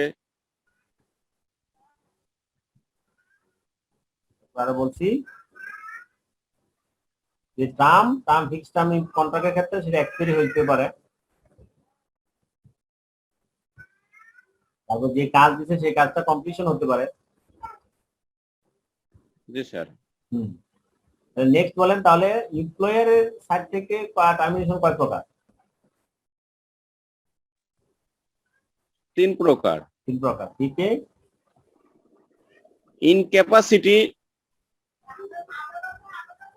Discharge, Misconduct. ডিসমিসাল আর রিট্রেসমেন্ট ফর রিডান্ডেন্সি। হ্যাঁ, একটা হলো ডিসচার্জ, আর একটা হলো ডিসমিসাল, আর একটা হচ্ছে রিট্রেসমেন্ট।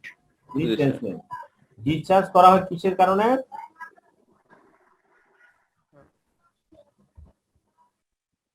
ইনক্যাপাসিটি ইনক্যাপাসিটি ডিসমিসাল করা হয় মিসকন্ডাক্ট মিসকন্ডাক্ট রিপ্লেসমেন্ট করা হয় রিডান্ডেন্সি redundant।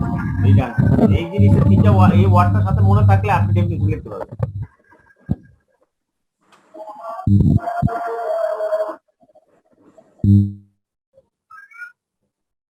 যেমন আমরা এখানে বলছি তাহলে ডিসচার্জ কাকে বলা হবে?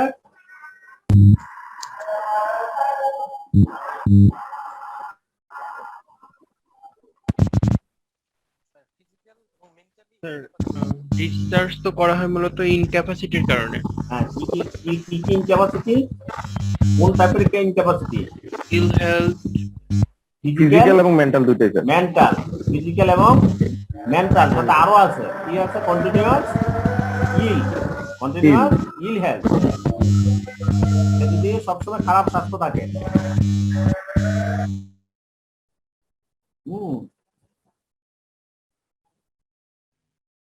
তাহলে আমরা ডিসমিসাল বলছি কাকে? ডিসমিসাল কাকে বলা হবে? মিসকন্ডাক্ট। হ্যাঁ, এমপ্লয়ার ওয়ার্কারের জন্য ওয়ার্কারের মিসকন্ডাক্টের জন্য যদি এমপ্লয়ার তাকে টার্মিনেশন করে তখন বলা হবে ডিসমিসাল। মিসকন্ডাক্ট গুলো কি কি?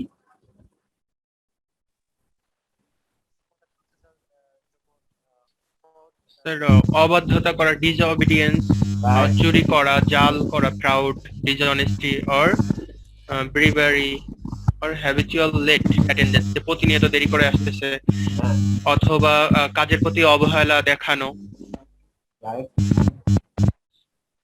অফিসিয়াল রেকর্ড যদি সে মিথ্যা মানে ফলস রাইটিং করে অথবা টেম্পারিং করে,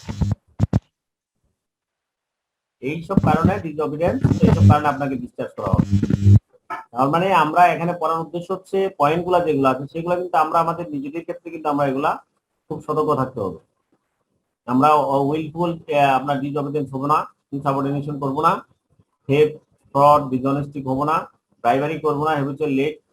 অনেকের ক্ষেত্রে একটু সমস্যা হয় না লেট অ্যাটেন্ডেন্স দিলে, কিন্তু সেই লেট অ্যাটেন্ডেন্সটা আপনাকে হ্যাবিচুয়াল লেট অ্যাটেন্ডেন্স ধরে আপনাকে কি করতে পারে? ডিসমিসাল করতে পারে আপনার। সুতরাং আমরা লেট অ্যাটেন্ডেন্স হবো না, কাজের প্রতি আপনার ইচ্ছাকৃতভাবে আপনি নেগলিজেন্স করবো না, আপনি কোনো ফলসিফাইং অর টেম্পারিং করবেন, এই হলো আমাদের দায়িত্ব। কারণ এগুলো যদি করি তাহলে আমাকে ডিসমিসাল করে দিবে, আর ডিসমিসাল হলো সবচেয়ে খারাপ অবস্থা।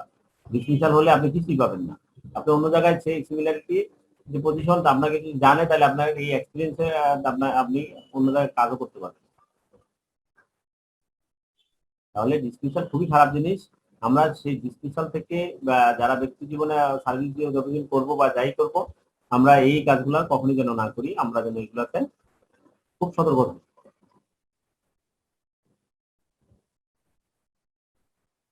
দেন আমরা বলছি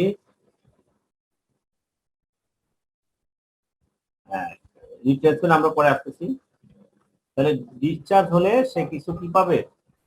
ডিসচার্জ হতে লেবার একটা বলছে ডিসচার্জ হলে আপনি যে ফিজিক্যাল মেন্টাল ইনক্যাপাসিটি অথবা স্বাস্থ্য সবসময় খারাপ, সেটার জন্য কি থাকবে? মেডিকেল প্র্যাকটিশনারের সার্টিফিকেট দেওয়া হতো, সার্টিফিকেট ছাড়া আপনাকে ডিসচার্জ করে যাবে। ইভে ডিসচার্জ ওয়ার্কার কমপ্লিট, যদি ডিসচার্জ ওয়ার্কার আপনি যখন ডিসচার্জ করবেন তাকে কি করতে হয়? তার যে বেনিফিট আছে সেই বেনিফিটগুলো তাকে দিয়ে দিতে হয় ডিসচার্জ করলে, ঠিক আছে? শুধু বেনিফিট পায় না এক জায়গায়, সেটা হলো ডিসমিসাল। তাহলে বেনিফিট গুলো কিভাবে দিবে? বেনিফিট গুলা 30 দিনের স্যালারি দিবে। সে যদি 1 বছরের বেশি সময় কাজ করে, অর্থাৎ 1 বছরের কম যদি না হয়, তাহলে তাকে প্রতি বছরের জন্য 30 দিনের স্যালারি, অথবা তার যে গ্র্যাচুইটি যদি ডিউ হয়ে থাকে তাকে গ্র্যাচুইটি দিতে হবে, অথবা যদি গ্র্যাচুইটি ডিউ না হয় তাহলে 30 দিনের স্যালারি দিতে হবে প্রতি 1 বছরের জন্য।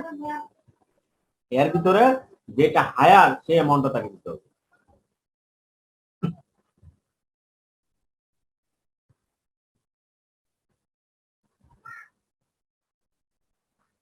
Termination of employment of worker by an employer otherwise than by dismissal. Dismissal ছাড়া অন্য যে কোনো ওয়েতে টার্মিনেশন করলে এমপ্লয়ার যদি এমপ্লয়িকে টার্মিনেশন করে, তার মানে ডিসমিসাল ছাড়া টার্মিনেশনের দুইটা ওয়ে আছে, আর একটা হচ্ছে ডিসচার্জ আর একটা হচ্ছে রিপ্লেসমেন্ট। তাহলে বাকি ডিসমিসাল ছাড়া বাকি যে ওয়েতে তাকে টার্মিনেশন করা হয়, একটা এমপ্লয়ার এই রুলগুলো মানতে হবে। The employment of a permanent worker ক্ষেত্রে may be terminated by the employer otherwise than in the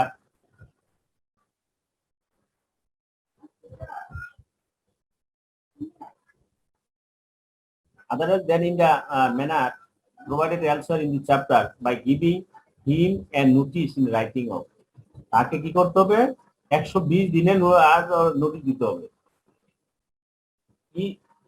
যদি সে মান্থলি রেটেড ওয়ার্কার হয়, তাকে যদি মাসিক বেতন দেওয়া হয়, আর সেই এমপ্লয়ার যদি আপনার পার্মানেন্ট ওয়ার্কার হয়, তখন তাকে যদি আপনি টার্মিনেট করেন, টার্মিনেট কি ডিসমিস ছাড়া অন্যভাবে যদি টার্মিনেট করেন, তাকে 120 দিন পূর্বে, তার মানে 4 মাস পূর্বে তাকে আপনি নোটিশ দিতে হবে।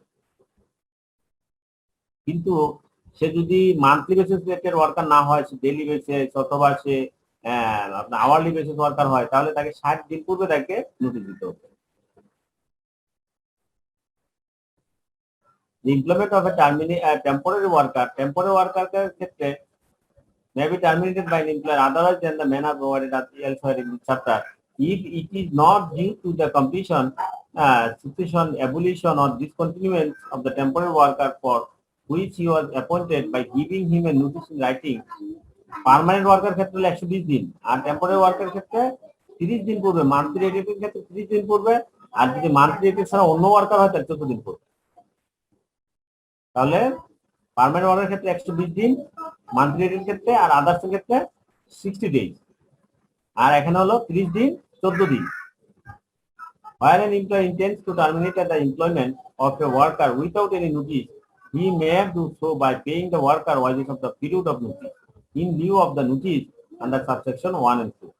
এখন এমপ্লয়ার যদি এরকম 120 দিন পূর্বে তাকে নোটিশ না দিয়ে তাকে টার্মিনেট করে, তাহলে 120 দিনের কি করবে? নোটিশ পিরিয়ড যতদিন, সেই নোটিশ পিরিয়ডের তাকে স্যালারি দিয়ে দিতে হবে।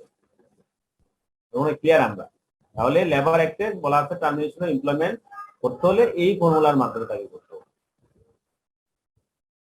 Where the employment of a permanent worker is terminated under this section, it shall be paid by the employer compensation at the rate of 30 days wages for every completed year of service or gratuity if whichever is higher, and this compensation shall be in addition to the other benefit which is payable to such worker under this act.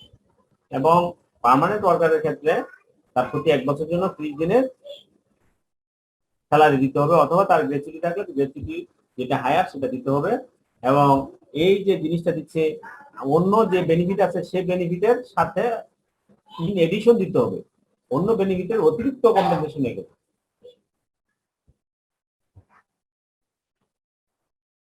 The termination of employment by worker. Worker সে নিজে যদি termination করে তাহলে কি হবে? Section 27 of Bangladesh Labour Act 2006, termination employment by worker. A permanent worker may resign his service by giving the employer 60 days notice in writing. Permanent worker যদি হয়ে থাকে, সে তার কাছ থেকে রিজাইন দিলে সে 60 দিন পূর্বে নোটিশ দিতে হবে। আর সে যদি টেম্পোরারি ওয়ার্কার হয়ে থাকে, পার্মানেন্ট হয় না এখনো, তাহলে সে 30 দিন পূর্বে সে কি করতে হবে? মান্থলি রেটেড ওয়ার্কার ক্ষেত্রে 30 দিনের নোটিশ দিতে হবে, আর মান্থলি রেট ছাড়া অন্য ওয়ার্কারের ক্ষেত্রে 14 দিন পূর্বে সে নোটিশ দিতে হবে। Where a worker intends to resign his service without any notice, কোন ওয়ার্কার যদি উপরে যে নোটিশের কথা বলছি সে নোটিশ গুলা যদি না দেয়, হ্যাঁ নোটিশ না দেয়, তাহলে সে কি করতে হবে? এই নোটিশের পিরিয়ডের সমপরিমাণ টাকা সে কি করতে হবে? কোম্পানিকে দিতে হবে।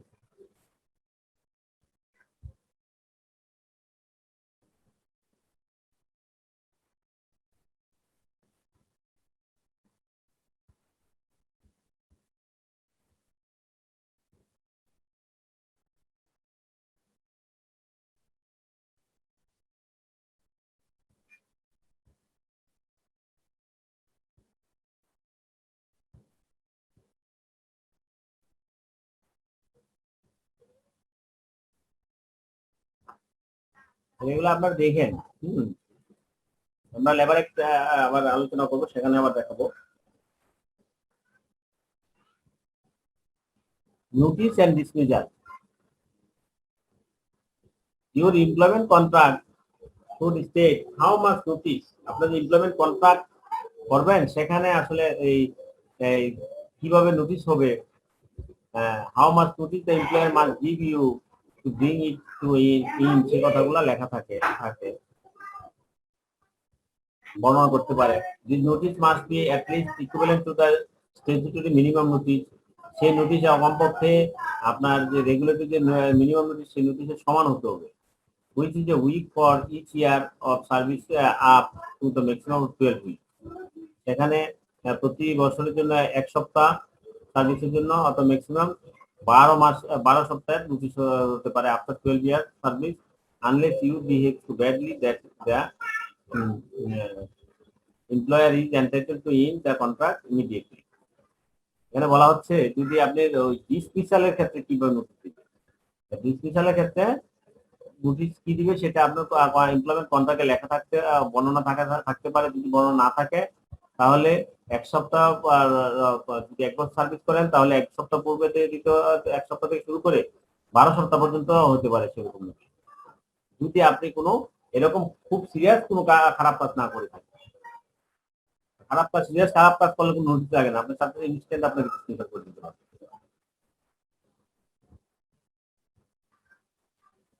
Termination by notice. In a fixed term work, there may be a term entitling either party to terminate either by notice. যদি পয়েন্টের কোনো এগ্রিমেন্ট না থাকে নোটিশ পিরিয়ডের, রিজনেবল নোটিশ মাস্ট এগ্রিমেন্টের কমন ল। রিজনেবল নোটিশ বলতে কি, যেটা আপনার হচ্ছে trade practice, length of service, period এইসব উপরে দিয়ে নির্ভর করবে।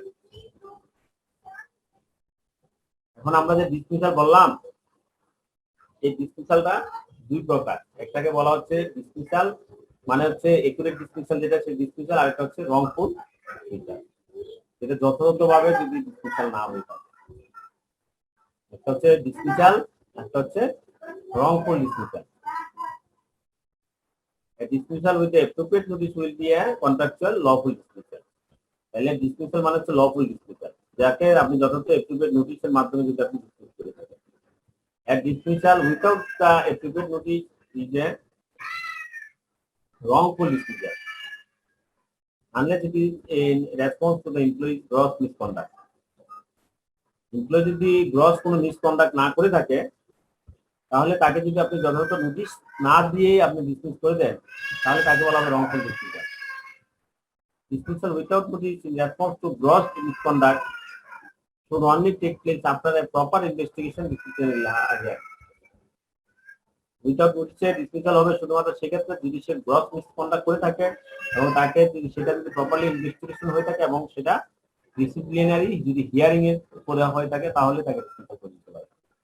If an employee is dismissed without proper notice or justification, he may sue for wrongful dismissal. উনি এমপ্লয়িকে যদি আপনি ডিসমিস করে থাকেন যে প্রপার নোটিস ছাড়া, তাহলে সেই এমপ্লয়ি আপনার রংফুল ডিসমিসাল মাধ্যমে সে কি করতে পারে, মামলা করতে পারে।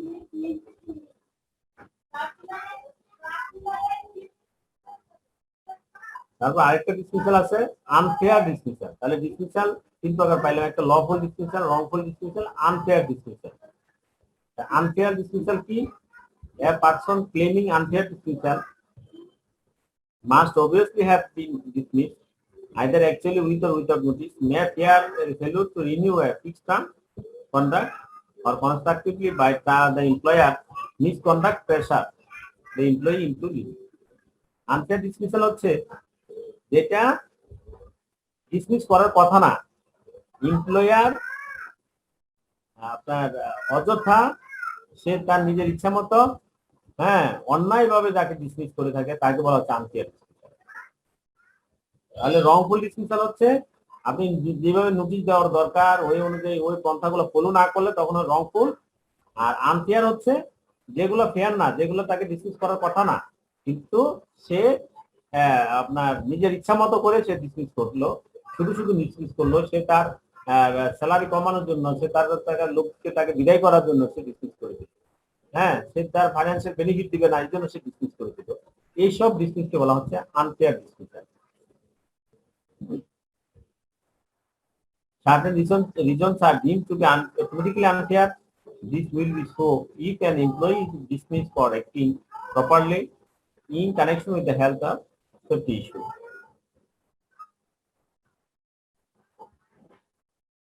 Unfair dismissal কি রকম? All other reasons are the presumed unfair unless the employer can prove otherwise. To requirement must be satisfied. First, the employer must show the principal reasons fall within one of the 5 categories. হ্যাঁ, employer যদি dismiss করতে হয় তাহলে এই জিনিসগুলো employer অবশ্যই বলতে হবে। সে যে employer was incapable of doing the work through the lack of skill, illness, lack of qualification and so on, এইসব কথাবার্তা বলতে পারে। হ্যাঁ, এটা বলছে আসলে এটা 5 ক্যাটাগরিতে তার প্রিন্সিপাল কারণগুলো সে উল্লেখ করতে হবে। Misconduct, genuine redundancy, contravention of stage, some other substantial reason. এটাও আসলে এটা ডিসমিসাল করতে পারবে না, টার্মিনেশন করতে পারবে। যেমন যে রিডান্ডেন্সির জন্য সে ডিসমিসাল করতে পারবে না, টার্মিনেশন করবে। এখানে এটা নিয়ে সমস্যা সৃষ্টি করে। তাহলে এই ছিল আমাদের আজকের আলোচনা। এর ভিতরে আপনাদের কোনো কোশ্চেন থাকলে আমরা এগুলো একটু কথা বলতে পারবো, অথবা আমরা নেক্সট ক্লাসে আমরা কথা বলবো।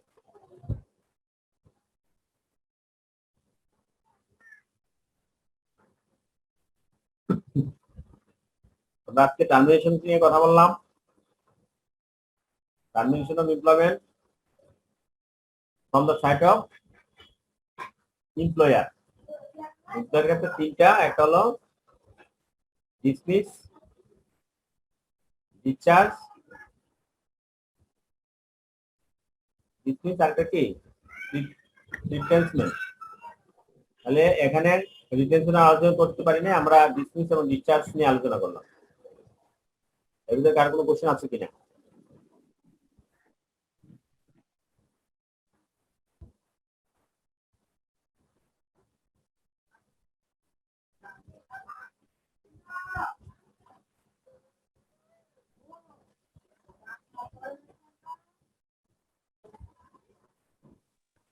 স্যার কিছু কিছু নতুন এমপ্লয়মেন্টের মধ্যে স্যার দেখা যায় যে 6 বছর বা 6 মাস বা 1 বছরের একটা কন্ট্রাকচুয়াল পিরিয়ড থাকে, এবং কোনো কারণে স্যার যদি ওই এমপ্লয়ি পারফরমেন্স সন্তোষজনক না হয়, সেক্ষেত্রে স্যার এমপ্লয়ার সেটাকে আর মানে স্থায়ী করে না, সেক্ষেত্রে স্যার এমপ্লয়ার তাকে স্যার ডিসমিসাল করতেছে। এটা স্যার কোন ধরনের ডিসমিসাল? এটার আপনার ইয়ে আছে, প্রফেশনাল পিরিয়ডের ইয়ে আছে, ল অফ এমপ্লয়মেন্টে আছে। প্রফেশনাল পিরিয়ড মেনটেন করতে হবে, প্রফেশনাল পিরিয়ডে পারফরমেন্স শব্দের জন্য করতে হবে, করলে আপনাকে পার্মানেন্ট করা হবে। সেই প্রফেশনাল পিরিয়ডটা আপনার 2 বার পর্যন্ত এক্সটেন্ড করতে হবে। করার পরে আপনাকে রিজাইন করতে, আপনাকে ডিসমিস করতে হবে, আগে পারবে না। সুযোগ দিতে হবে। 6 মাসের আপনার প্রফেশনাল পিরিয়ড হয় নাই, আরো 6 মাস সুযোগ দিতে হবে। মিনিমাম মানে 2 পিরিয়ড সুযোগ দিতে হবে। আমরা পড়বো, ল অফ এমপ্লয়মেন্ট এগুলো আছে, লেবার অ্যাক্টেও আছে।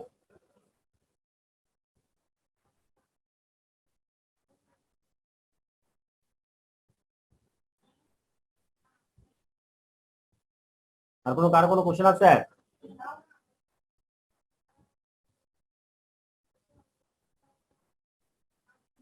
নেই স্যার।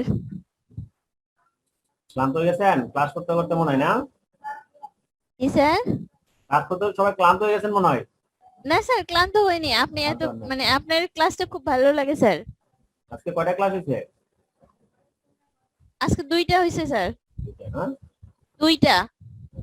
আপনার আগে একটা হয়েছে। ঠিক আছে। আর যদি আমরা কোশ্চেন না থাকে আপনারা এগুলো পড়বেন। আপনারা লেবার, আর আমার একটা বিষয় জানার ছিল স্যার। হ্যাঁ বলেন।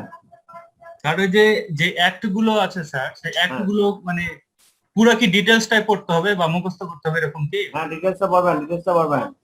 মুখস্থ বলবো না আমি, সব যে মুখস্থ করবেন তা না। যেগুলো আপনি পরীক্ষার জন্য মনে করেন সেগুলো মুখস্থ করবেন, আর পুরোটা পড়বেন আপনি জানার জন্য, বোঝার জন্য। জি স্যার। ঠিক আছে, আপনারা এই একটা পড়বেন। কালকে আমরা এই একটার উপর শুধু একটা পড়বো, তাই আমার এই পাওয়ার পয়েন্টে না গিয়ে আমরা ফুল একটা আগামীকাল দেখাবো।